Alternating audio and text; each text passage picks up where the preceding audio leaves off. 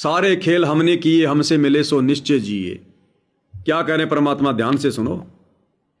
इन्होंने कहा भाई ज्यादा हम भी नहीं रोक सकते, ये हमारे से भी बहुत ज्यादा प्रबल है, हमारे बस की बात नहीं है, बस कुछ सेकंड के लिए रोक सकते। तो उसने कहा जी कुछ सेकंड के लिए रोक दो।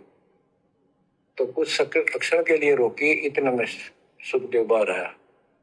तो उसको भक्ति की प्रेरणा बनी रही, भगवान की याद रही। उसी समय 9 नाथ 84 सिद्ध यानी 93 बच्चे और लड़के पैदा हुए। ऐसा इत्तेफाक था, संस्कार था उनका। उनको भी ये बातें याद रही, उनमें से 9 तो नाथ बन गए और 84 सिद्ध कहलाए। उन्होंने भक्ति की प्रेरणा बन गई, बचपन से ही मालिक की याद बनी रही। लेकिन सच्चा सतगुरु ना मिलने से ये भी डले ढोए। लेकिन सच्चा सतगुरु ना मिलने से उन्होंने भी डले ढोए।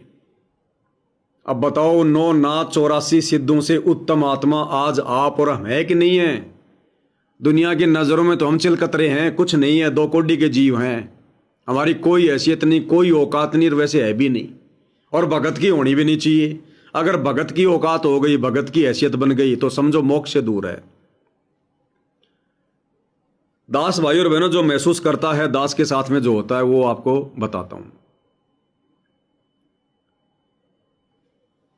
जिस भगत को सतगुरु रामपाल जी भगवान ने इसी जन्म में पार करना होगा, ये पहचान बता रहा हूं आपको मैं, पहचान। यदि आपके साथ में ऐसा है तो कन्फर्म हो जाना कि सतलोक में नंबर पक्का है, और यदि आपके साथ में ऐसा नहीं है तो फिर कहीं ना कहीं आपकी गफलत है, अपनी मर्यादा ठीक कर लो। जिस आत्मा को, जिस भगत को गुरुदेव ने इसी जन्म में सतलोक भेजना होगा, उस आत्मा को परमात्मा शांति से नहीं जीने देगा, शांति से नहीं बैठने देगा।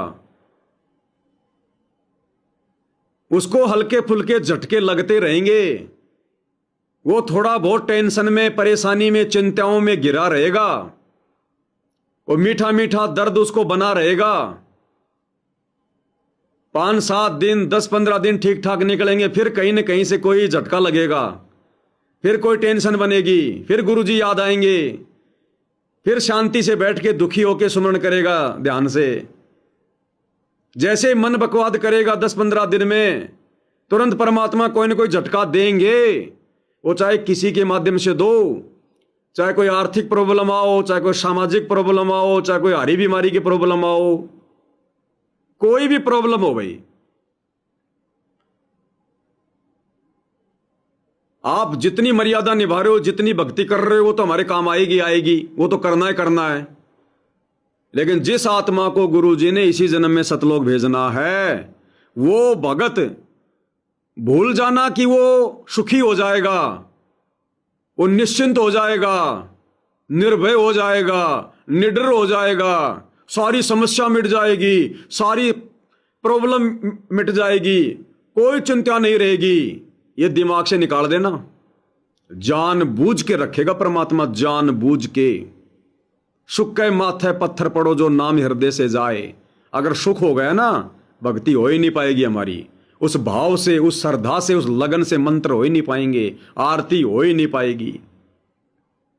तो ये कन्फर्म मान लेना, अगर आपको गुरुजी ने इसी जन्म में सतलोक भेजना है, चाहे आपके पास में कितना ही धन है, आप कितने धनपति हैं, आपका खुद का बहुत बड़ा मकान है, आपके पास में गाड़ियां भी हैं, कोई कमी नहीं है, अगर आपको गुरुजी ने सतलोक भेजना है तो ये कन्फर्म मान लेना, परमात्मा आपको ना तो उस धन में कोई सुख ढूंढने देगा।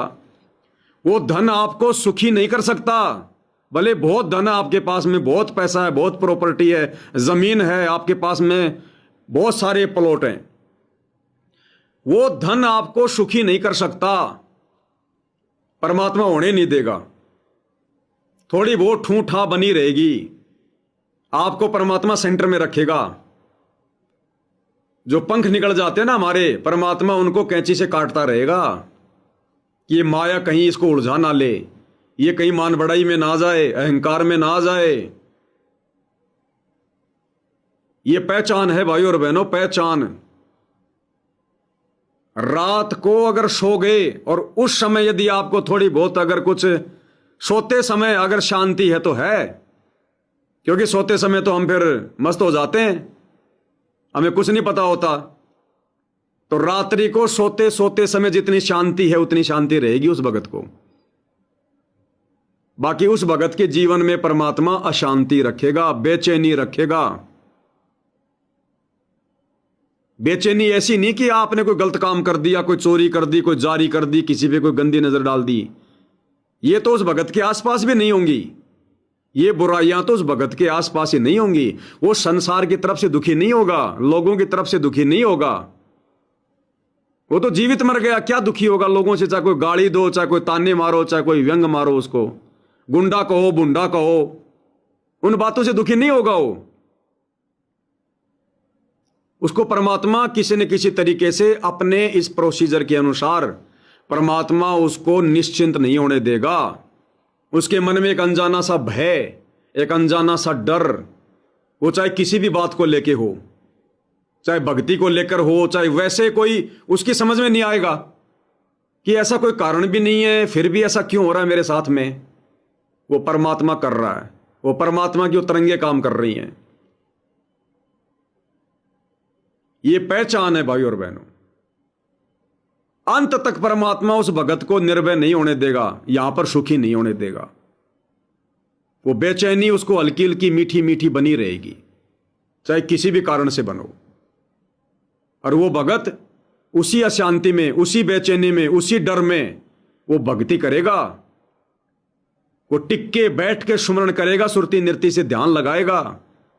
वो भय के चलते, उस बेचैनी के चलते कि परमात्मा कहीं कुछ मेरे साथ में गलत ना हो जाए, ये मालिक बचाइयो, बार बार गुरु जी से प्रार्थना करेगा। ज्यादा किसी से बातचीत करने का मन नहीं करेगा। एक समय ऐसा आएगा भाई और बहनों, आप अपने घर वालों से भी बातचीत करने से बचोगे, अपनी स्त्री से, अपने बच्चों से, अपने माता पिता से आप बात करने से आप बचोगे। घर वाले सोचेंगे कि भाई पता नहीं इसको क्या हो गया। जैसे गुरुजी वाणी सुनाते हैं ना, कबीरा वैद बुलाइया मेरी पकड़ के देखी बां, और बेदी वैद न जान ही मेरे कर्क कलेजे मां। घर वालों ने सोचा भाई ये तो बहुत ज्यादा बेचैन रहने लग गया, उदास रहने लग गया, किसी से ज्यादा बोलता नहीं, उनमुनासा रहता है। तो घर वालों ने डॉक्टर बुलाया, बोला डॉक्टर साहब देखो इसके क्या रोग लग गया। डॉक्टर ने सारा चेक कर लिया, बोला जी कोई रोग नहीं है इसके। तो कहते हैं बेदी वैद न जान ही, वो वैद भी रोग को नहीं पकड़ पाया। मेरे कर्क कलेजे मां, मेरे हृदय में जो कसक बनी हुई है, जो तड़प बनी हुई है परमात्मा की भक्ति की, उसको वो वैद कहां से पकड़ेगा? वो तो शरीर का रोग चेक कर सकता है। तो ये हालत बनेगी भाई और बहनों, उस भगत की लक्षण है ये। संध्या आरती में हम क्या पढ़ते हैं? उन मुनि संयम अगम घर जाई, अक्षय कमल में रह समाई। उन मुनि संयम अगम घर जाई, अगम घर यानी सतलोक, और ये उन मुनि संयम गुमसुम रहने की आदत पड़ जाएगी। जैसे नानक जी भक्तों के जाने के बाद में मौन हो जाया करते थे, उसको कहते हैं उन मुन तारी लगी हमारी, सार शब्द से टोया हो। तो वो स्थिति आ जाएगी भगत की उन्मुनी वाली। अकेला रहना पसंद करेगा भगत, अकेला रहना पसंद करेगा। 10 भक्तों के बीच में बैठकर या घर वालों के बीच में बैठकर भगत वो आनंद प्राप्त नहीं करेगा जो आनंद फिर वो भगत, जिस भगत को परमात्मा बेचैन रखेगा, जो वो अकेला बैठ के आनंद महसूस करेगा, अकेला बैठ के जो वो ध्यान लगाएगा, चिंतन मनन करेगा। ये स्थिति होगी, नहीं हुई है तो हो जाएगी अगर परमात्मा चाहेंगे तो। जिसको शतलोक भेजना होगा तो ना आपका कोई विशेष काम धंधा करने में जी करेगा, ना कहीं आने जाने में आपका मन लगेगा। चाहे आपको कोई 1 लाख रुपया दे 1 घंटे के काम का कि भाई तू खाली मेरे गले पे बैठ जा भगत, 1 लाख रुपया दूंगा, उसकी इच्छा नहीं बनेगी। नहीं भाई मैं तो मेरा जो कर रहा हूं ना बस उसी में ठीक है, 200-400 रुपये मिल रहे हैं, बस बहुत मेरा काम चल रहा है। ये स्थिति हो जाएगी भगत की। नहीं अच्छा लगेगा उसको ये धन दौलत मकान कार कोठी कुछ भी, भले वो मजबूरी में उस मकान में रह रहा है, मजबूरी में वो धन उसके पास है, अब रोड पे थोड़ी फेंक देगा। तो ये स्थिति होगी भाई और बहनों। दास अपनी बताता है, दूसरे का मुझे पता नहीं।